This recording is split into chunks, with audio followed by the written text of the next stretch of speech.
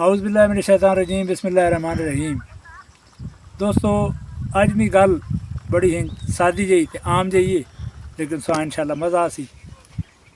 दोस्तों होटल ते बंदा बैठा है, उसने सामने वाले टेबल ते ना दोवें दोस्त है तो आपस गप पै लैने। एक पे आखना है भाई यार ये होटल वाला जो छोर नहीं, जो निक्का वेटर है, ये यार बड़ा जल्ला है, सब 500 ते 50 ने फर्क ही नहीं नजर आता। उसका कहीं नहीं हो सकना, उसका कहीं भी उसका सदो उसने सामने 50 वाला तो 500 वाला नोट टेबल पर रखे। उस आना भाई यार जेड़े इस चो वड्डा नोट है चाह गए, तो वो छोड़ चुप करके 50 वाला नोट चाह गई ना। दोवें बड़े जोर ने हसे, तो हसने तो बाद उस आखा मैं तो आखा नहीं। हूँ जिस बंदे ने सामने वो गल पई थी ना, वो बंदा उन्होंने बंदे जो ठीक है जे हसने हसने उस सदा और आए। वो आया उस आखा हेडा जो नोट थी क्या तां ये नहीं पता 50 वाले तो 500 वाला नोट वड्डा केड़ा अल्लाह ने बंदे तै 500 वाला छोड़ के 50 वाला नोट चाह गया।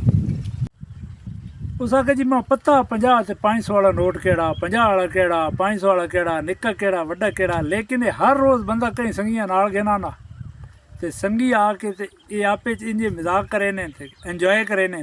मैं 50 वाला नोट चाह गई ना, जिस दाड़े मैं 500 वाला नोट चाहे उस दाड़े ते गल मुक ही नहीं। उस आखा अच्छा ठीक है।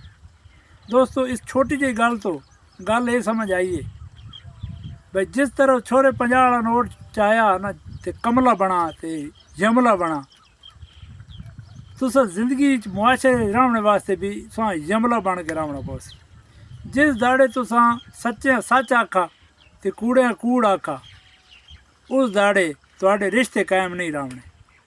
वो अगले दाड़े मैं टीवी ते सुनना प्यूँ गवर्नर पंजाब पे आखना है बस सच्ची गल तो माऊ आखी तो भी कदा ना आवां लगनी।